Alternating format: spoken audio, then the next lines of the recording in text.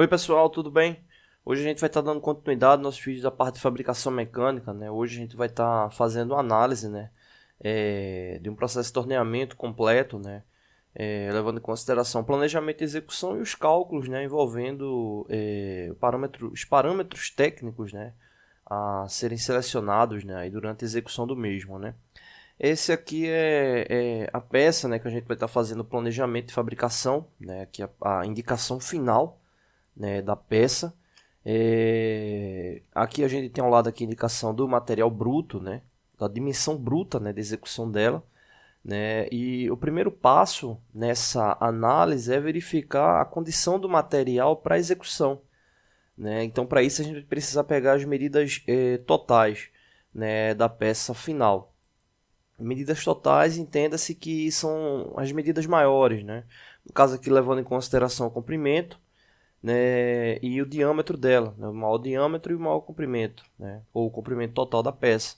Isso para saber justamente se ela vai ser possível, né, realizar a usinagem, né, já que a usinagem é um processo de fabricação por remoção de cavaco, né, ou seja, o material da peça vai ter que ser retirado, né, por meio da usinagem, né, por meio do esforço de corte, e justamente conformando ela, né, se aproximando das dimensões dela final, né, e consequentemente atingindo a dimensão final, levando em consideração os parâmetros de desbaste e acabamento, né?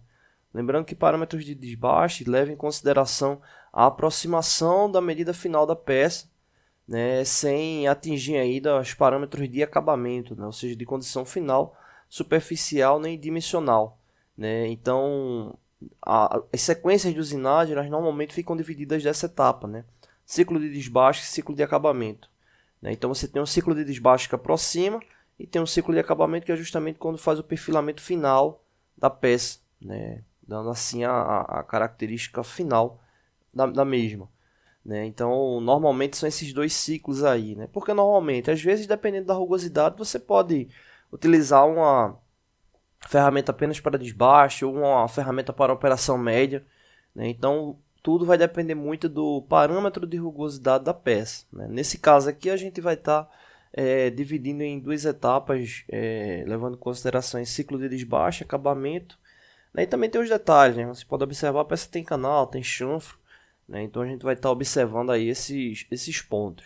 Bom, primeiro detalhe aqui só para confirmar, né? A gente pode observar aqui que o diâmetro maior da peça é 45 mais um décimo, né? Ou seja, se é 45 mais um décimo significa que a medida final desse diâmetro ele vai poder variar de 45,00 até 45,1, né? Aí a oscilação final, né? E o comprimento final aqui, né? Ele é de 73 mais 5 centésimos, né?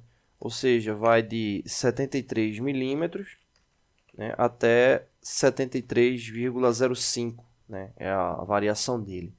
Então, comparando com o diâmetro da peça bruta, né? Ou seja, como a peça vai chegar para ser usinada, a gente observa que de fato os valores da peça bruta são maiores do que o da peça ser executada, né? E tem que ser assim, porque senão a gente não consegue fabricar ela, né? Como é que você vai cortar algo que já está menor do que a medida, né? Então o diâmetro aqui da peça bruta é 2 polegadas, né? 1 polegada equivale a 25,4, consequentemente 2 polegadas equivale a 50,8 milímetros, né? E o comprimento aqui 90 milímetros, né? Então você pode ver que os dois valores são maiores, né? O diâmetro da peça é 45, né? E a medida final é 50,8, né? Ou seja, está aí um pouco mais de 5 milímetros maior, né, do que a medida final da peça, né? Então 50,8 milímetros é o diâmetro da peça bruta, né? Quanto ao comprimento, o comprimento total dela é 73, né? E o da peça bruta é 90, né? Ou seja, está aí 17 milímetros maior, né? E para ser retirado durante o processo de usinagem. Tá bom? A gente vai estar fazendo essa série de vídeos, né? Falando sobre esse passo a passo aí de execução e dos cálculos. Não deixe de se inscrever no canal, toda semana tem vídeo novo. Valeu!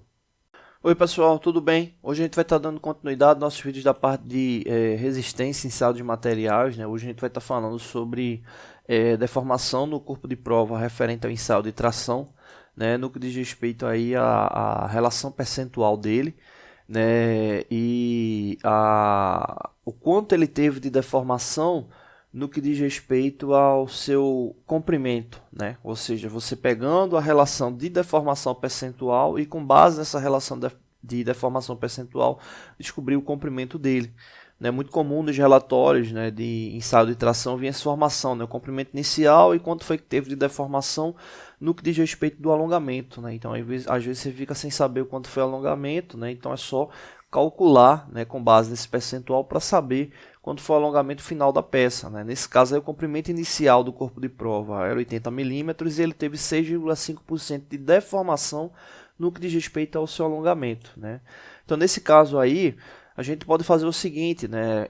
Seguindo as regras, né, referentes ao cálculo, né, da deformação por alongamento, né, onde a gente tem o comprimento final menos o comprimento inicial, né, a subtração dos dois, o resultado a gente divide pelo comprimento inicial, né? Então, esse 6,5% de deformação, ele surge justamente da multiplicação por 100, né? Então, o cálculo contrário é justamente pegar 6,5% e dividir por 100. Né? Ou seja, a gente teve 0,65 referente à deformação, né, durante o alongamento, né?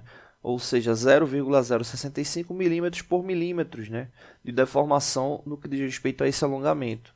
Né? Então, nesse caso aí, é só multiplicar pelo comprimento inicial, 80, né? No caso aí vai dar 5,2, e pegar esse, somar com 5,2, somar 80 com 5,2, porque representa justamente o LF, né?